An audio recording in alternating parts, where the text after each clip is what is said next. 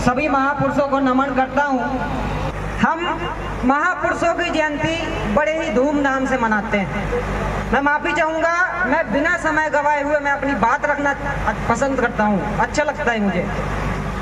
हम महापुरुषों के प्रत्येक त्यौहार पर विभिन्न प्रकार के कार्यक्रमों का आयोजन करते हैं और करते आ रहे हैं। शर्त यह है कि हम इन कार्यक्रमों में हमारे समाज के बीच जो लोग हैं, हमारे समाज के बीच जो महिला पुरुष हैं, जो बहुत पिछड़ा क्षेत्र है, उसमें कितना इम्प्रूवमेंट ला पा रहे हैं, कितना बदलाव देखने को मिल पा रहा है, ये सबसे ज़्यादा महत्वपूर्ण बात होती है।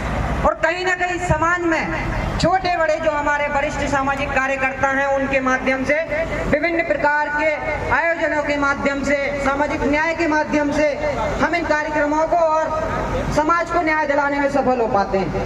हमने देखा है समाज में विभिन्न प्रकार के अन्याय अत्याचार होते हैं, लेकिन उन अन्याय अत्याचारों का किस तरीके से और किस हद तक निवारण हो पाता है, ये सबसे ज्यादा महत्वपूर्ण है।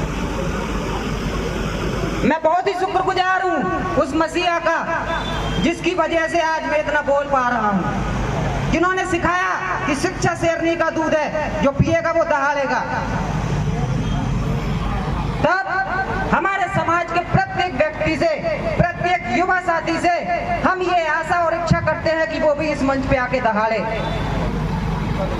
समाज की आवाज बने। उस समाज की आवाज जो मूक बना हुआ है, चुप खड़ा हुआ है, उस समाज की आवाज बनेगा वो युवा। और हम किन्हीं माध्यमों से हमारा समाज है उसकी आवाज बनने की पूरी कोशिश कर रहे हैं। मैं संक्षिप्त में और अपनी बात कहूंगा। ये जो आप यहाँ पर बैनर लगा हुआ देख रहे हैं, ये यंगस्टर फोर्स ऑफ इंडिया का है। मतलब हम जैसे युवाओं का ग्रुप, जो यहाँ तमाम युवा साथी बैठे हैं हमारे, जिन्होंने एक विशेष अभियान चलाकर बहुजन सामग्री वितरण का कार्यक्रम रखा हुआ है, जिसमें हमारे बहुजनों से संबंधित कैलेंडर हैं, पुस्तकें हैं, विभिन्न प्रकार के हम यहाँ पर कार्यक्रम कर रहे हैं। ये क्योंकि एक नवाचार है युवाओं के माध्यम से, इस नवाचार को हम अपने क्षेत्र में फैलाना चाहते हैं, ताकि हमारा जो समाज मूक बना हुआ है वो मूक बना ना रहे। और मैं विशेष निवेदन के साथ ये कहना चाहूंगा कि समाज विभिन्न प्रकार के अन्याय अत्याचारों से जूझ रहा है, उसको भुगतना पड़ रहा है। इन अन्याय अत्याचारों का मुंह तोड़ जवाब नहीं दिया गया तो समाज को गुलाम होने में ज्यादा टाइम नहीं लगेगा साथियों। मैं एक बाबा साहब की जो कविता थी छोटी सी, जिस पर मैंने वीडियो बनाया था, जो काफी वायरल हुई थी, मैं चंद पंक्तियों से उसको खत्म करना चाहूंगा जी। कि बाबा तेरी कलम के बल पर हम राज करते हैं, तेरी दी हुई कुर्बानियों पर नाज करते हैं, बदलेगा वक्त और जमाना भी, जय भीम के नारे से आगाज करते हैं, जय भीम। बहुत नहीं सकता है।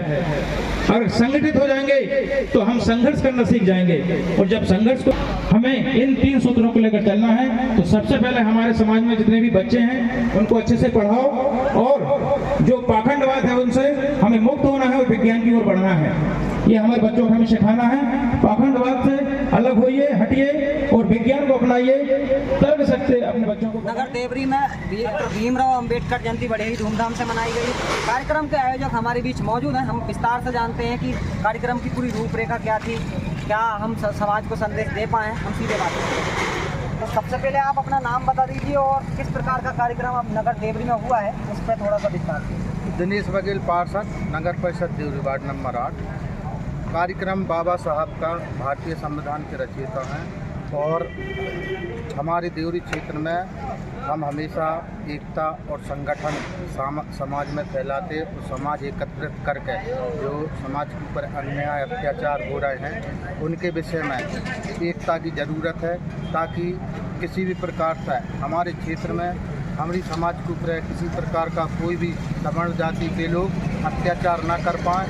इसलिए हम लोगों ने बुला के यहाँ एकता और समझाते हैं कि गांव-गांव में एकता बना के रखो। समय आ चुका है, यदि एक गांव में किसी पे अत्याचार होगा तो हमारी समाज कहीं से पीछे नहीं है। हम उन लोगों से डटकर मुकाबला कर सकते। शासन प्रशासन से हम सोहे हमारी समाज की रक्षा के लाने, चाहे हमारे प्राणों की तक आहुति देने पड़े, लेकिन समाज के अत्याचार नहीं होंगे। वो शासन प्रशासन से भी हम हमेशा लड़ाई हमारी जारी रहेगी कि हमारी समाज के ऊपर अत्याचार अन्याय जो हो रहा है वो अन्याय अत्याचार समझ जाति के लोग बंद कर दे। और शासन प्रशासन देवरी में विभिन्न प्रकार के कार्यक्रमों का आयोजन आपके संरक्षण में किया जाता है। हम किस प्रकार से समाज को संदेश दे पा रहे हैं? हम समाज को आज जो कि हमारे बाबा साहब डॉक्टर भीमराव अम्बेडकर जी की 133वीं जयंती थी, हम समाज को ये संदेश देना चाहते हैं कि हमारे महापुरुष बाबा साहब डॉक्टर भीमराव अम्बेडकर जी ने भारत का संविधान बनाया और शोषित वंचित जिन लोगों को पानी पीने का अधिकार तक नहीं था, उनको आज महलों में बैठने का और सोफा पे और IPS अधिकारी बनने का अधिकार जो हमें मिला है वो बाबा साहब के संविधान से मिला है। तो मैं समस्त अहरवार समाज और निचले वर्ग के जितने भी लोग हैं, मैं उनसे ये कहना चाहता हूँ कि आपको सिर्फ शिक्षा के विद्यालय में जाना है, ना कि मंदिर में। मंदिर में जाओगे तो वहाँ भीख मांगना पड़ेगी, उस शिक्षा के विद्यालय में जाओगे तो आप कलेक्टर, IPS, डॉक्टर, इंजीनियर, वकील, दुनिया के अन्य जितने भी बड़े बड़े पद हैं, बाबा साहब की जैसे 32 डिग्रियाँ थी, अपन उतनी नहीं कर पा रहे, तो 2-4 डिग्रियाँ हासिल करने की क्षमता अपने अंदर होना चाहिए और अपने बच्चों को पढ़ा लिखा कर इस काबिल बनाओ कि वो हर मुसीबत का सामना कर सकें और सामंतवादी विचारधाराओं का डटकर से अपने समाज के साथ खड़े होकर। पहले तो मेरा नाम बता दूं, मेरा नाम रमन बामने है और मैं भारत रत्न डॉक्टर भीमराव अम्बेडकर जी की 133वीं जयंती पर पूरे देश को बधाई देता हूँ, शुभकामनाएं देता हूँ।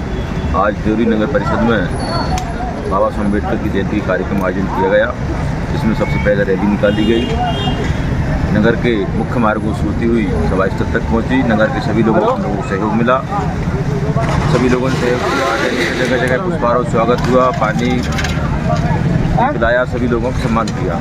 यहाँ रैली पहुँचने के बाद कार्यक्रम शांतिपूर्ण संपन्न हुआ। देश के जो हालात हैं उन हालातों से निपटने के लिए भी इस रैली में सभा के माध्यम से चर्चा की गई और जो समन्वय, संदेश, भाईचारा बना रहे समाज, इसमें हमने बनाने का प्रयास किया है। अन्य वर्ग के लोगों से हमने आग्रह की, अपील की है कि लोग समन्वय सामंजस्य बनाएं, जिससे सभी वर्ग एक अच्छे तरीके से रह सकें।